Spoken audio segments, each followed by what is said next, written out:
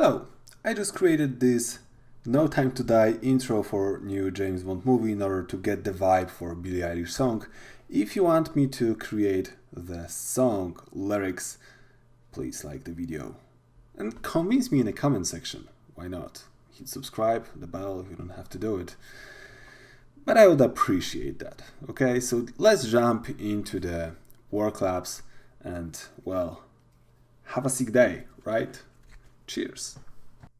So at the very beginning I had to draw the font and I selected all my vector drawings and I distributed them to layers to make this tiny mess that you can see.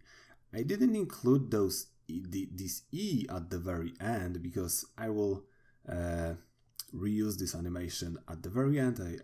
I just don't need it right now. I'm gonna reuse the animation that will be done because I like to have a clean workspace. I selected every single piece and I renamed it and I connected it to the right place. Believe me, it will be good in just 3, 2, 1, go. And we have a nice tree, extended exposure, and now I can work on the first piece, which is this end letter. I decided to make a copy of this piece and cut the top part because when I stretched it, it looked very weird, and to make it work I just used 2 pieces. I put the pivot point on the edge, created those keyframes, and I started animating this once I figure out what's actually happened. It wasn't just a simple motion. I actually needed to add eases to every single piece I was animating. The same I did here, but as you can see, those 2 layers, N3 and N3_1, wasn't connected, and the reason for that was because the movement was pretty weird and I needed to solve that, so I just detached those layers. In order to make this this skew part, I use morphing. So what I did, before I used morphing, I tried to skew it and make the animation that looked terrible and everything moved in a different way. So I did three images. I used the morphing, and as you can see, those hints 1, 2, 3, 4, 5 I added to let morphing know where it should morph my element, and I use a little ease building the tool properties on the right top corner. As you can see, I'm adjusting those hints, and on the bottom eases. There we go. Once I had the N letter, I could move into the O letter. For the O letter, I did something that I will do for almost every single element. I duplicated those O letters and I used them as masks. And once I used them as masks, I could now just move them and they would appear within itself. That was a pretty smart move and pretty quick to actually achieve the effect that I wanted. Then a little bit of eases and there we go.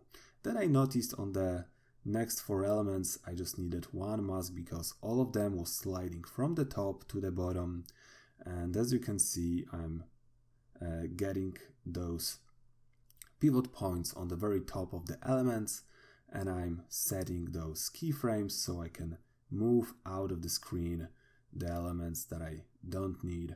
I messed up with this mask a little. I reposition it and then I move every single element on the top, reused those this 1 mask for all of those elements, a little bit of eases, and there we go. Then there is a M letter. For the M letter I did exactly the same as I just said. For the O letter I copied and pasted the element itself and I moved it with a little bit of ease. That's how it's done. For those 2 rest part, that was pretty tough, to be honest. because in order to make it work, it had to be aligned with those lines. So I put those, as you can see, my pivot point on the very corner, and I try to align to just have that one green line when I show the onion skin to make sure it's perfectly aligned, and then just eases as well. The next one was pretty tough to create because the thing was going from the bottom. It needed 3 keyframes because it didn't move from the bottom at the beginning, and then when it grows enough, it moves to the top, back to the E position, to its origin. And there we go. Then I move to those triangles, which I will reuse later for the second E letter. I just set the pivot points. As you can see, I move them, scale them, rotate those top ones and the bottom one to make this animation work properly. Just a little bit of eases as always to match the motion. And I figure out it's not enough and I needed to add one more keyframe to make it align more perfectly. Then I could move to the T part once I was happy with the motion. The T part was for some reason the same as the E. The motion for the base was exactly the same, and the motion for those left and right part was the same as the O letter. So as you can see from the bottom, 3 keyframes, it's stretching and then it's moving to the top, eases, and it's pretty much done. For the left and right part, as the O letter, it's masking itself into this position with just a tiny little eases to make it work. Then is this O letter. As you can see, nothing different, it's just moving within itself. Then I can move to the D letter. It's going pretty quick, as you can see. The entire thing took me about an hour to get it done, which is actually too much. Still, I should do it like in 30 minutes or something. I messed too much with the morphing. There we go. The D, the second piece of the D acts exactly as O, and now we have that I letter.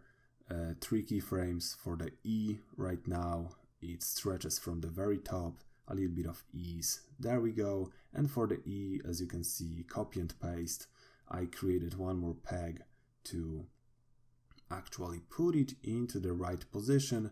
I'm positioning it to snap the position, and I needed to adjust those triangles because they were slightly different for some reason, not exactly the same, and not exactly the same eases and motions. So there we go, a little bit of tweaks, and the last part was just the transparency of the 007 logo. And there we go. I recolored everything, and I recolored this 007 for this gold color, and this is it. The original logo had this cool motion blur, but Toon Boom don't have it as good as After Effects, so I decided to not include it here. The very last part here that I noticed, everything was scaling up while it's unraveling.